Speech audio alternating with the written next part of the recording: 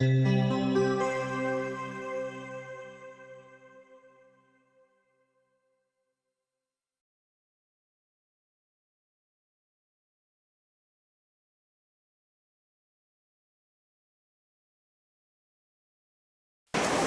assunto nessa manhã ainda é sobre o jejum.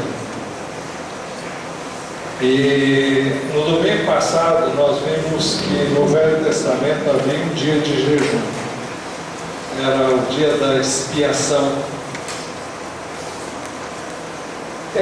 Eu disse havia para nós, porque nunca houve para nós necessariamente. Era um dia comemorado pelos judeus, celebrado pelos judeus e que continua ainda sendo celebrado por eles. Ele acontece no, se não me engano, no 7º mês do 10º dia do mês, e eles param tudo para celebrarem esse dia, e é jejum total durante 24 horas. Vimos que o propósito desse jejum era um dia para eles se humilharem através da prática do jejum, se autoavaliarem, considerarem sua vida em relação a Deus, como estavam. Era para eles se autoexaminarem, né? E considerarem como estava a vida deles com Deus.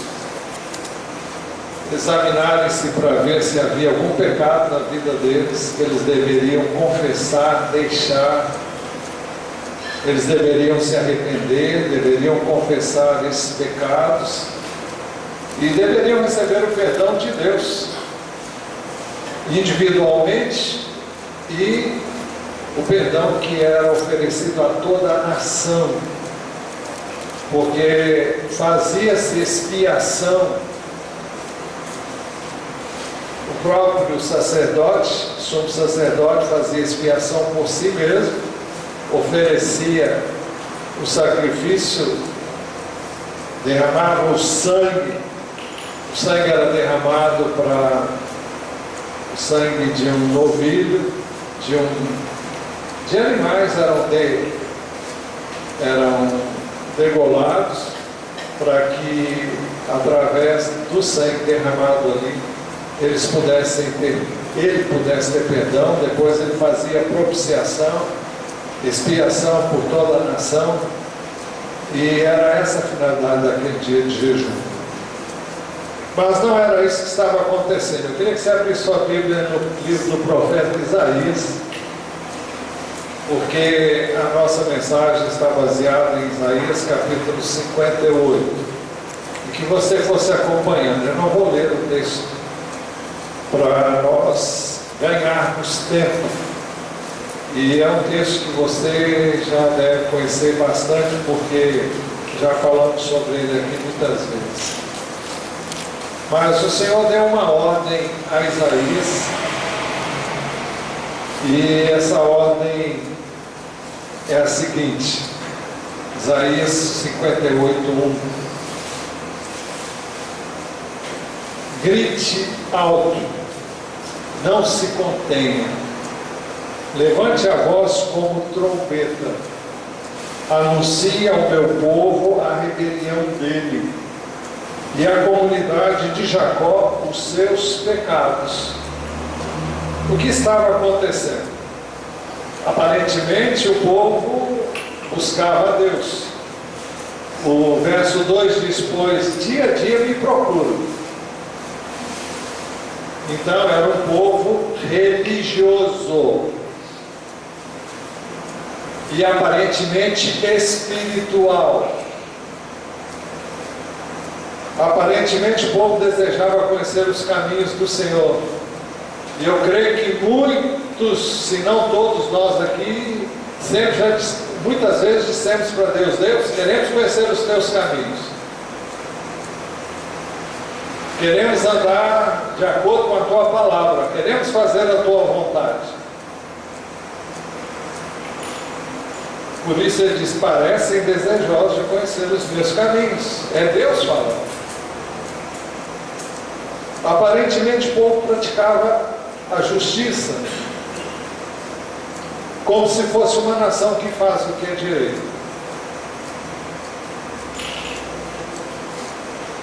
Nós vivemos momentos em nossos dias em que a nação está se levantando através de alguém que resolveu tomar isso a peito contra a corrupção desse país. E a nação está gostando, em parte, porque eu não digo que são todos que estão gostando, mas a população, na sua maioria, tem se manifestado favorável a esse procedimento. Que o país tenha vergonha na cara e realmente seja, porque eu acho que nunca foi desde o início.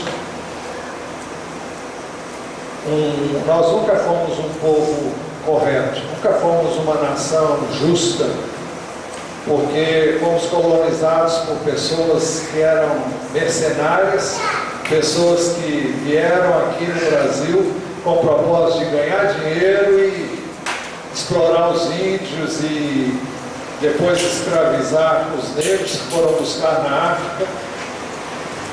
Então, vivemos desde o início na injustiça, na perversidade, na maldade e na corrupção. O nosso povo, apesar de ser catequizado pela Igreja Católica Romana, não aprendeu o princípio do nascer de novo. Desde cedo. O Evangelho só veio à nação muito tempo depois e ainda hoje não é conhecido na sua plenitude como deveria ser. Mas o povo buscava a Deus como se fosse uma nação que faz o que é direito. E as pessoas que pleiteiam um governo justo são as mesmas que fazem tudo errado. São as mesmas que mentem, são as mesmas que, se puderem enrolar, enrola, se puder corromper, corrompe. Quer que lá em cima seja justo, mas a nação em si mesma não é justa e não valoriza o que deveria valorizar. Não valoriza os princípios elementares da justiça. Justiça começa em casa, na relação entre irmãos, entre pais e filhos, entre cônjuges. Começa no trabalho, continua no trabalho, na igreja, na escola, no dia a dia. Aparentemente o povo parecia ser fiel, cumpridor dos mandamentos de Deus, e que não abandonou os mandamentos do seu Deus. E muitos criam que eram cumpridores zelosos da lei. Até no tempo de Jesus havia esse grupo, para não falar dos fariseus, que tinham-se na conta de seguidores fiéis. Mas nós estamos num tempo antes disso, que foi mais ou menos 6 séculos antes que Jesus veio, depois disso, 6 séculos depois. Aparentemente o povo clamava pela justiça de Deus em suas orações. Pedem-me decisões justas. Deus faz justiça. E aparentemente o povo desejava uma vida de comunhão com Deus. E parecem desejosos de que Deus se aproxime deles. Todavia, apesar de ser aparentemente um povo piedoso e temente, Deus não considerava o jejum que eles faziam e nem as suas orações. e significa que Deus não prestava atenção à sua maneira de servi-lo. Quando eu digo não prestava atenção, não significa que ele não estava sabendo, significa que aquilo e nada, era a mesma coisa. Era por isso que o povo perguntava a Deus: por que jejuamos, dizem, e não viste? Por que nos humilhamos e não reparaste?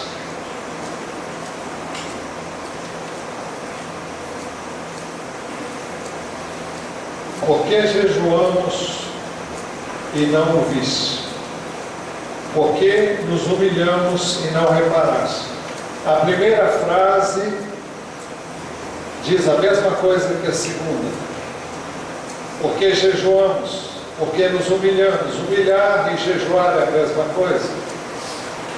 No contexto bíblico, humilhar-se significa jejuar. Em quase todos os contextos em que essa palavra é usada. Então, por que nós fizemos isso e tu não reparaste? Porque não vimos nenhuma mudança resultante da nossa humilhação. O Senhor havia dito a Salomão, pelo menos 400 anos antes, aproximadamente 400 anos antes: se eu fechar o céu para que não chova, ou mandar que os gafanhotos devorem o país, ou sobre o meu povo enviar uma praga, se o meu povo que se chama pelo meu nome se humilhar e orar, buscar a minha face e se afastar dos seus maus caminhos, então eu ouvirei dos céus, perdoarei o seu pecado e sararei a sua terra, curarei a sua terra.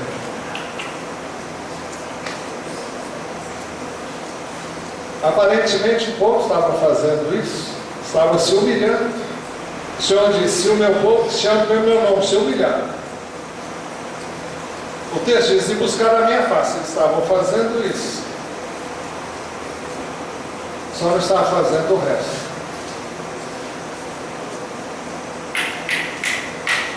O povo perguntava: por que jejuamos, dizem, não viste? Por que nos humilhamos e não reparaste? Pela boca do profeta, Deus denunciou o pecado do seu povo.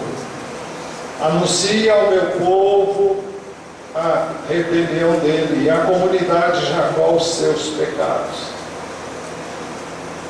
Como um povo aparentemente tão fiel, tão piedoso, tão temente, podia ser ao mesmo tempo rebelde e transgressor? É possível isso? É possível isso em nossos dias? Eu não tenho a menor dúvida disso. O povo perguntava a Deus: por que jejuamos e não viste? Por que nos humilhamos e não reparaste? Deus mostrou a rebeldia, a transgressão, o pecado do seu povo. Primeiro, o povo jejuava, mas não é porque desejava de coração a proximidade maior com Deus, nem porque desejasse ouvi-lo para obedecer. Contudo, no dia do seu jejum, vocês fazem o que é do agrado de vocês. Uma outra versão diz: prosseguis em vossas empresas. Em outras palavras, vocês estão jejuando, mas estão preocupados com os seus interesses pessoais.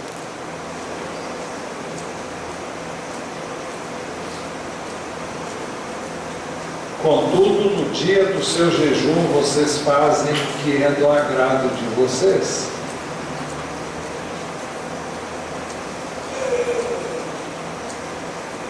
Nós, normalmente, há séculos, os judeus separavam o sábado. Os cristãos separam o domingo porque foi o dia que o Senhor ressuscitou e a igreja passou a reunir-se no domingo, no primeiro dia da semana. E a rigor deveria ser um dia para se buscar o Senhor. Mas quantos nesse dia estão buscando os seus próprios interesses?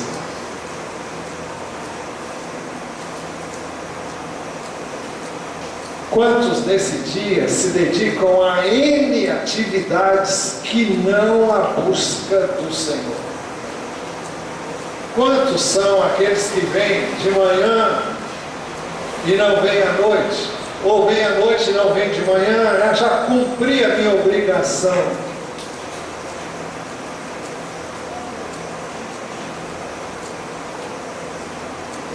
Contudo, no dia do seu jejum, vocês fazem o que é do agrado de vocês. Nós estamos aqui para cultuar o Senhor, estamos aqui para buscar o Senhor. E quando jejuamos, nós devemos jejuar para o Senhor, para estar com Ele, para ouvir a sua palavra, ouvir a sua voz. Segundo, o povo jejuava, mas explorava seus empregados e cobrava deles todo o trabalho. Em outras palavras, ele estava jejuando, mas tinha gente trabalhando para ele. Exploram seus empregados, outra versão diz: exigis que se façam todos os vossos trabalhos.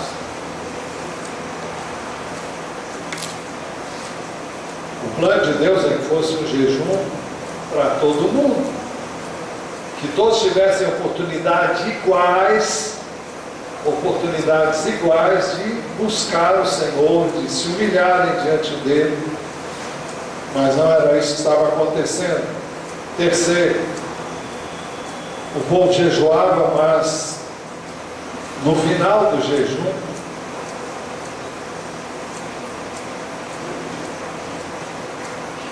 aliás, aqui tem uma vírgula errada ali. Ah não, ali está certo. O povo jejuava, mas no final do jejum havia discussões, rixas, brigas e pancadarias. Eu fico imaginando que isso é muito fácil de acontecer se o seu jejum é puramente formal, legalista. Então, você vai ficar com fome. E quando alguém está com fome, e se essa fome é muito intensa, imagine 24 horas de jejum, como era o caso deles.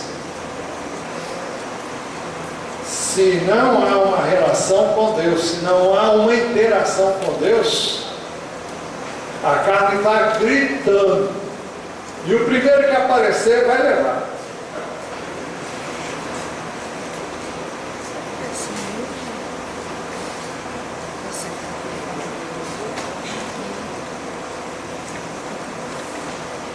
Seu jejum termina em discussões e rixas e em brigas de socos brutais. Eis que para contendas e rixas jejuais e para feridos com punho iníquo. De acordo com o ensino de Jesus, para você ferir alguém, sempre você dá um soco nessa pessoa, não. Você pode dar um soco no seu coração. Você pode ter vontade de enforcar a pessoa. Você pode ter vontade de ver aquela pessoa na ruína, na desgraça, na miséria, sem nunca ter tocado nessa pessoa. Você pode rir para ela e no coração ter amargura contra aquela pessoa. Isso é religião, mas isso não tem nada a ver com Deus. Se temos sentimentos menos dignos no coração, a Bíblia diz que isso vem do inferno. Lá em Tiago,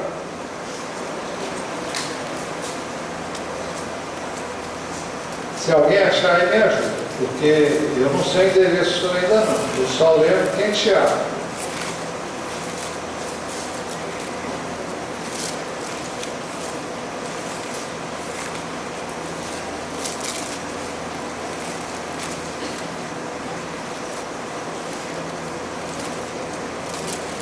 Achei.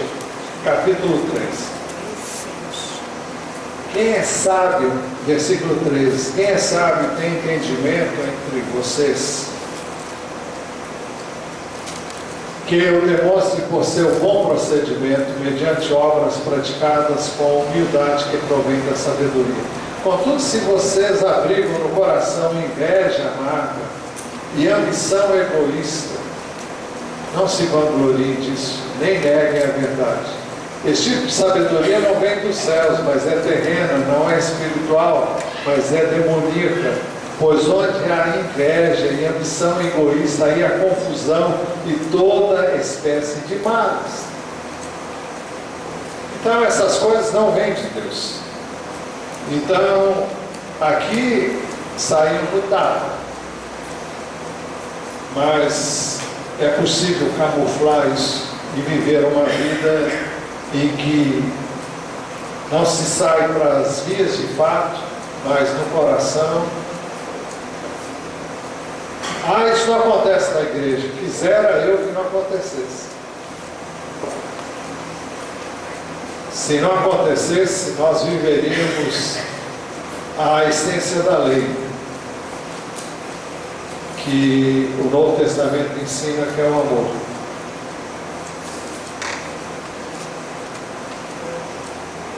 Quarto lugar, por jejuar assim, Deus não podia ouvir as orações do seu povo. Vocês não podem jejuar como fazem hoje, esperar que a sua voz seja ouvida no alto.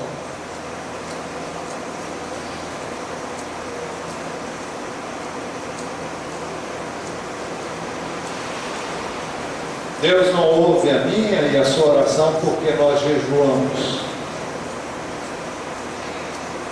O jejum puro e simplesmente não afeta nada na nossa relação com Deus, se nós não estamos jejuando para Ele, no sentido de para estar com Ele, para ouvir o que Ele tem a dizer. Se não estamos deixando as coisas de lado e nos voltando inteiramente para Ele. Vocês não podem jejuar como fazem hoje, esperar que a sua voz seja ouvida no alto. Em quinto lugar, o jejum praticado pelo povo era ritualista, legalista e formalista.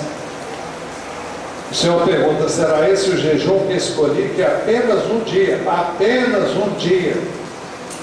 o problema não estava no jejum ser apenas um dia, mas que em apenas um dia o povo aparentava uma espiritualidade que não era no dia a dia.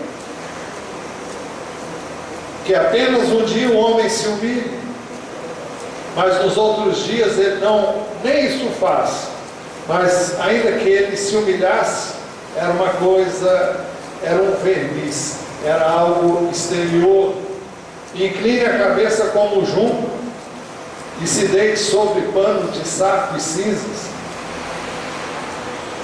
Será esse o jejum que escolhi, que apenas um dia o homem se humilha, incline a cabeça como o junco e se deite sobre pano de saco e cinza? Será que é só fazer essas coisas exteriores? Isso reflete a expressão do coração? É isso que você chama de jejum? Um dia aceitável ao Senhor?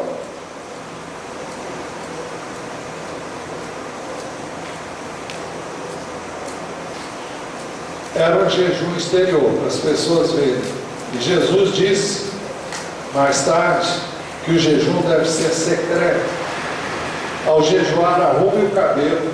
O grego diz, unja a cabeça com óleo e lave, aliás, o grego diz, unja a cabeça, pressupõe-se com óleo, e lave o rosto, para que não pareça aos outros que você está jejuando, mas apenas a seu Pai que vem em secreto, e seu Pai que vem em secreto o recompensará. Então, Para Deus não importa aquilo que você aparenta, importa o que você tem dentro do coração,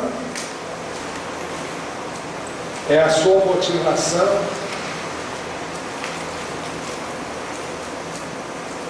Em sexto lugar, Deus mostrou que o jejum que agrada a Ele deve trazer mudança de vida.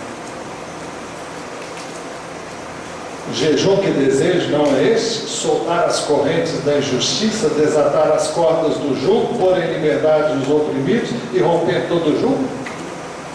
Nós não vamos entrar no mérito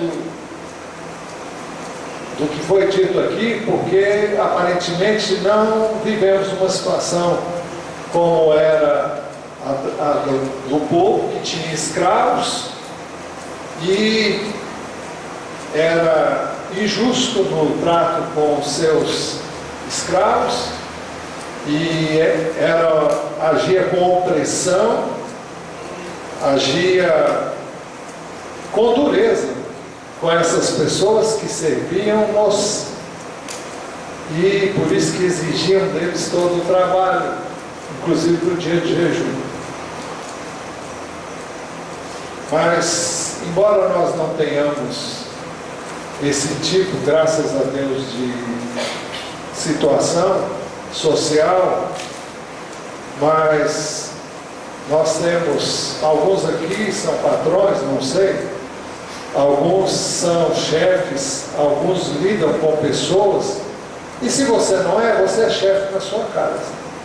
Se você é homem, se você é mãe, você tem filhos com os quais você lida. É difícil uma mãe lidar mal com o filho, mas pode acontecer também. Como é a sua relação com as pessoas? Como é que você trata A, B, C, D, seja quem for, pai, mãe, filho, irmão, cunhado? Como é essa relação? É uma relação de amor, é uma relação de cortesia, de amabilidade, genuína e verdadeira?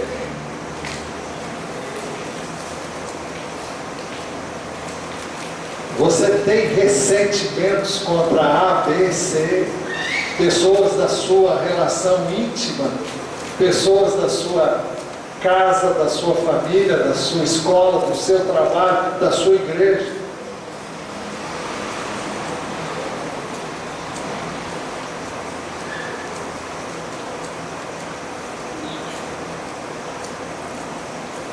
Então, se nós jejuamos, o jejum deve nos levar a ouvir Deus e ouvir o que Ele tem a dizer quanto à nossa vida com Ele e com as pessoas. E o Senhor disse que eu não posso estar bem com Ele se eu não estou bem com as pessoas. Ora, a mensagem que é da parte dele ouvimos e vos anunciamos é essa: Deus é luz e nele não há treva nenhuma, ou treva alguma. Se dissermos que temos comunhão com Ele e andarmos nas trevas, mentimos e não praticarmos a verdade. Mas se andarmos na luz como Ele está na luz, temos comunhão uns com os outros. Temos comunhão uns com os outros. Se andarmos na luz como Ele está na luz, temos comunhão uns com os outros. Temos comunhão uns com os outros. E o sangue de Jesus, seu Filho, nos purifica de todo pecado. Ter comunhão uns com os outros não significa que não haverá problemas, mas os problemas têm que ser sanados. E se eu estou jejuando, e no jejum o Senhor me mostra, olha, precisa corrigir isso, você precisa perdoar, você precisa amar, você precisa tratar melhor o seu marido, a sua mulher, você precisa tratar melhor o seu filho, a sua filha, ou seu pai, a sua mãe, ou você precisa ser cumpridor dos seus deveres, da sua palavra, você precisa dar um bom exemplo, você está dando um mau testemunho. você não é cumpridor da palavra, você não é cumpridor dos seus compromissos, você paga as suas contas atrasadas, você deve e não paga, você mente, você rouba. E aí cabe duas coisas: se você está jejuando e se você está jejuando como deve, essas coisas virão à tona.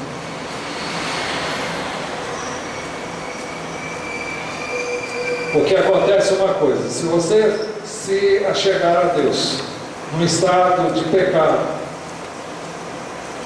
e você realmente quiser ter comunhão com Deus, você vai sentir que a sua oração não está subindo. E você vai perguntar: Deus, o que há? Hoje, durante o culto, havia alguma coisa que você vai perguntar: pastor, sabe o que é? Eu falei: não sei. Digo para você: não sei. Mas no início do culto havia um peso tremendo aqui. Quem viu e percebeu isso? E foi intenso. Onde originou? Não sei. Se você quer saber, eu nem quero saber. Eu quero que você saiba, que você se mente, se for você. Se não for, também. Mas se você buscar a Deus, uma das duas, ou você endireita a sua vida, então o seu canal com Deus vai estar fechado. E quando ele fecha, você tem duas atitudes. Você pode dizer: Deus, eu estou sentindo que a minha oração não passa do teto. E aí é a hora de você perguntar: o que está acontecendo? Fala comigo, mostra onde está o meu erro, onde está o meu pecado, o que eu tenho que consertar.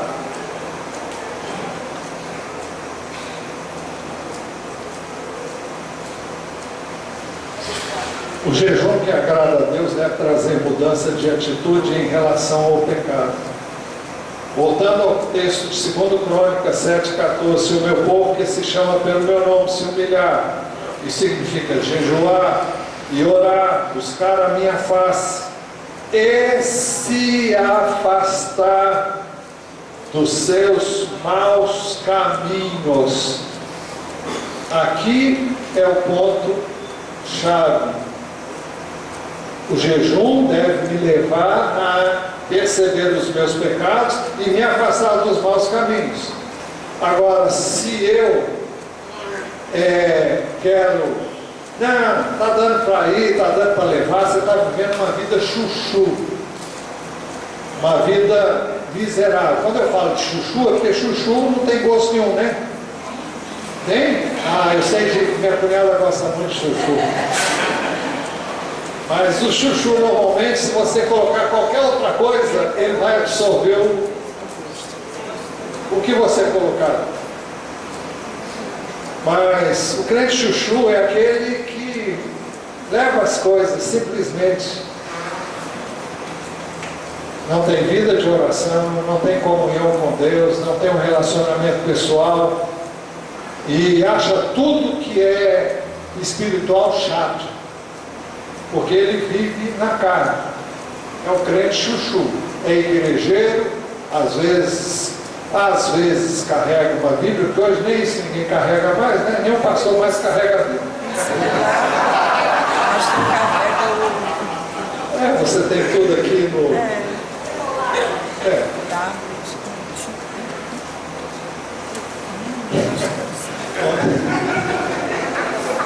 Ontem aconteceu uma coisa engraçada. Nós estávamos reunidos aqui com encontro de casais e de repente dois homens estavam com celulares e a Bia chamou a atenção dele. Poxa, como que disse, até aqui vocês estão mexendo com o celular? Aí não, nós estamos lendo o texto bíblico. e era mesmo o texto bíblico que estava em questão. Acontecem essas coisas.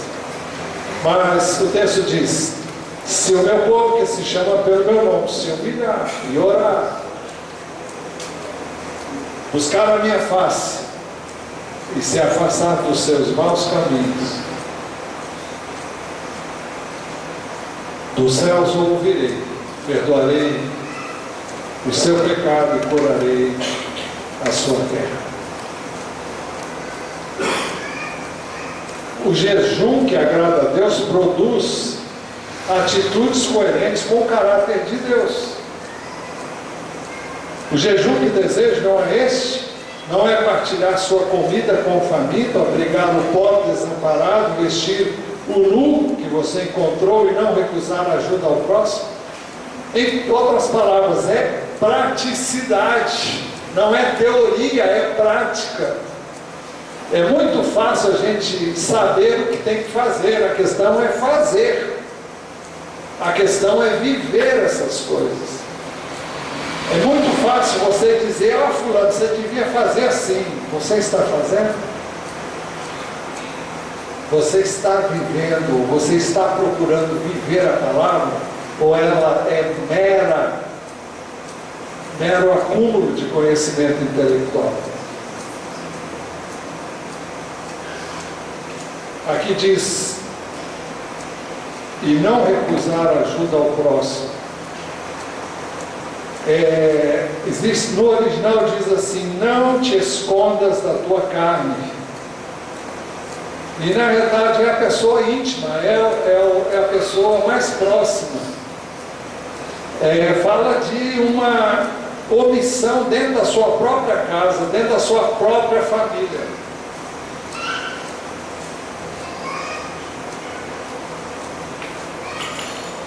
O Novo Testamento ensina que se você não cuida dos seus, você é pior que o incrédulo.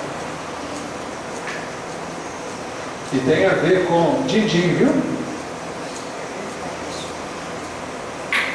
E tem a ver com cuidado, tem a ver com atenção, tem a ver com justiça dentro de casa, dentro da família.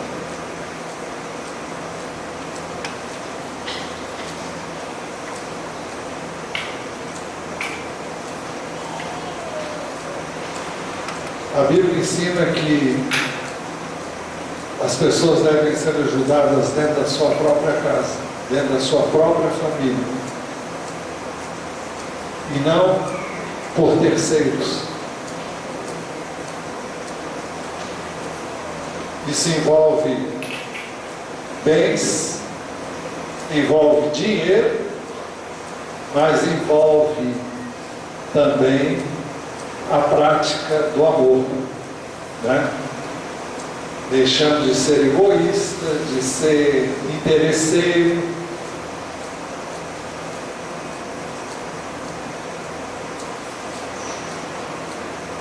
Nós estávamos conversando sobre um assunto que eu não vou dar a dica, não é daqui não, é de outro lugar. Eu e a minha esposa estávamos conversando, ela estava compartilhando uma experiência que o irmão dela viveu com pessoas com quem ele conviveu, com quem ele vivia, e que no final das contas passaram pessoas que passaram a perna nele, enrolaram ele legal e deram o cano em fundo de garantia, em pagamento de INSS e N coisas, pessoas com as quais ele conviveu, viveu e cresceu junto com essas pessoas. Bom,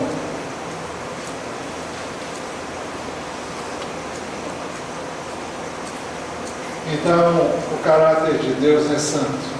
Por isso que a palavra de Deus diz: sede santos, porque eu sou santo. Significa ser separado. Não importa se todo mundo faz, eu e você não temos que fazer. Oitavo, o jejum que agrada a Deus traz luz e cura. Aí sim, se você fizer isso, se você realmente mudar de comportamento, de atitude, então a tua luz irromperá como alvorada. É como se você estivesse andando nas trevas e de repente o caminho vai abrir-se diante de você. E vai ser como a luz da aurora. Aqui diz como a alvorada. Então é uma luz que vai brilhando e vai brilhando cada vez mais. Você vai ter direção, você vai ter orientação, você vai encontrar respostas que até então você não encontrou.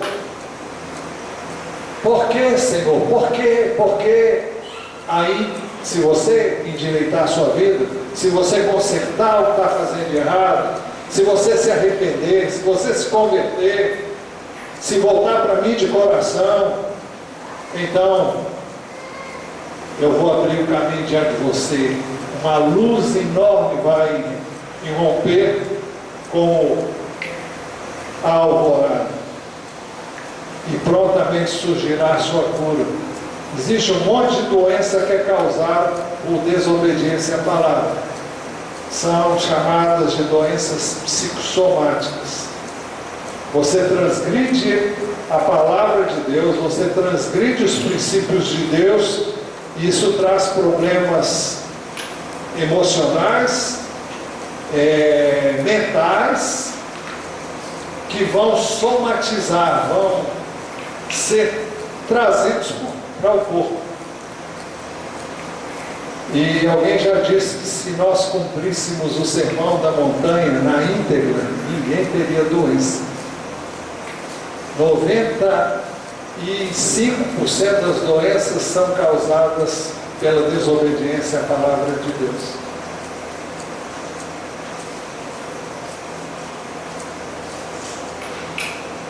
Aí sim romperás, a sua luz irromperá como a alvorada e prontamente surgirá a tua cura.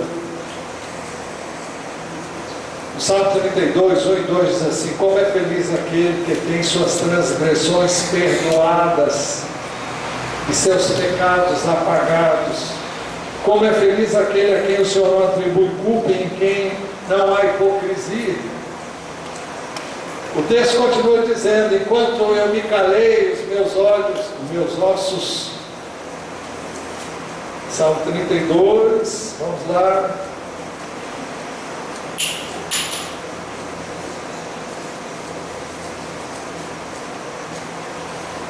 Interessante que eu não tinha pensado nesse detalhe, mas me veio agora e por isso que ele não está aqui.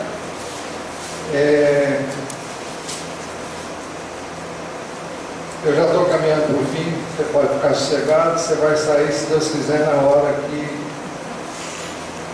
até meio-dia, se Deus quiser. Verso 3, enquanto eu mantinha escondidos os meus pecados, o meu corpo definhava de tanto gemer. Pois dia e noite a tua mão pesava sobre mim, as minhas forças foram se esgotando, como em tempo de seca. Então reconheci diante de ti o meu pecado, e não encobri as minhas culpas. Eu disse: confessarei as minhas transgressões ao Senhor, e tu perdoaste a culpa do meu pecado. Portanto, que todos os que são fiéis orem a ti, enquanto pode ser encontrado. Quando as muitas águas se levantarem, elas não os atingirão. O problema não é você ter pecado. Eu não estou dizendo que você pode pecar, mas o problema é você resolver o problema do pecado. É você confessar, é você deixar o pecado. Em nono lugar, o jejum que agrada a Deus traz respostas às orações. Aí sim você clamará ao Senhor e Ele responderá. Você gritará por socorro e Ele dirá: aqui estou.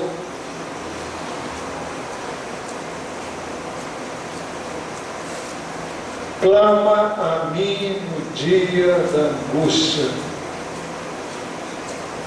Eu o ouvirei e tu me glorificarás. É isso? Mais ou menos isso? Salmo 50, 15. Veja se é isso aí. Salmo 50, versículo 15. Não, é 15. Clame a mim no dia da angústia, eu livrarei, você me honrará. Outra versão diz: e você me glorificará. Aí sim, você clamará ao Senhor e Ele responderá, você gritará por socorro e Ele dirá, aqui estou. Estou aqui pertinho de você, rente.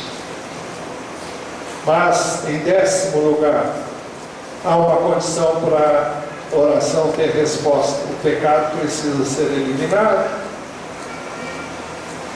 O texto diz, se você eliminar do seu meio o jugo opressor, o dedo acusador, a falsidade do falar, e com renúncia própria você beneficiar os famintos e satisfizer o anseio dos aflitos. Em outras palavras, se você viver a palavra de Deus, se você afastar de você o pecado, toda a transgressão, tudo aquilo que é contra a lei principal, que é o amor, a palavra diz que quem ama tem cumprido toda a lei. Quem ama não peca. Se assim for, o Senhor trará luz onde há trevas. Então a sua luz despontará nas trevas, e a sua noite será como o meio-dia. Se assim for, o Senhor o guiará continuamente, diz o verso 11, a primeira parte. Se assim for, o Senhor satisfará os seus anseios, satisfará os seus desejos de uma terra ressequida pelo sol. Isso significa que em tempos difíceis, em tempos que você não deveria ter a mínima condição de ter o que você tem, você vai ter. Deus vai ser o seu socorro, vai ser o seu auxílio, Ele virá ao seu encontro na sua necessidade. Ele vai satisfazer todos os seus anseios. Se assim for, o Senhor renovará o seu vigor, fortalecerá os seus ossos. Isso fala de saúde. Se assim for, o Senhor fará de você um jardim regado. Você será como um jardim bem regado. E como é um jardim bem regado? Ele é bonito, ele é viçoso, as flores estão ali, tudo é verde, tudo é bonito, tudo é fresco, tudo é bem cuidado. Você será como um jardim regado. Alguém que é regado pelo cuidado do Senhor, é cuidado por Ele.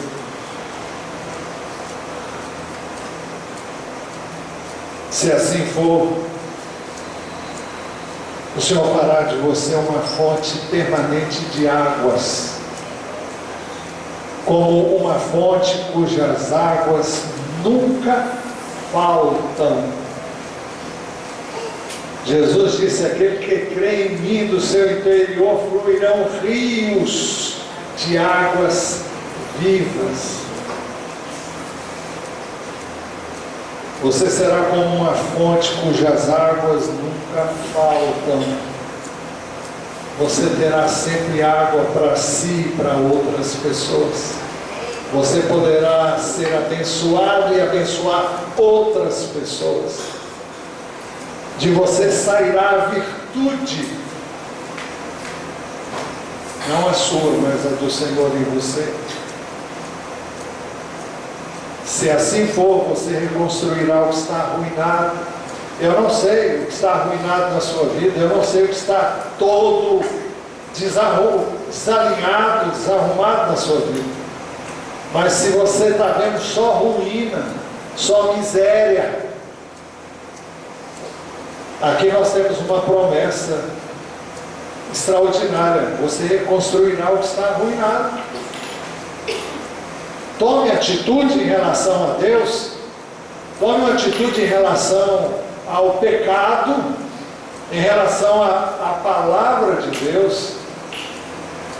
E Ele promete que você vai reconstruir o que está arruinado. Se o seu casamento está arruinado, se a sua família está arruinada, se no trabalho está tudo ruim, se na escola as coisas vão mal, se o seu relacionamento com as pessoas vão de mal a pior, Isso pode tudo ser revertido, pode ser mudado. Se assim for, você será chamado reparador de ruínas. Alguém que vem e ajuda a tirar as pessoas do estado lastimável em que elas se encontram. Você será chamado reparador de muros, restaurador de ruas e moradias. Amém. Glória a Deus. Para concluir, a gente tem que orar. O jejum verdadeiro deve nos levar ao conhecimento da vontade de Deus. O conhecimento da vontade de Deus vem através das Escrituras, vem através do Espírito de Deus. E o jejum permite que você seja mais sensível ao Espírito de Deus se você está ligado nele.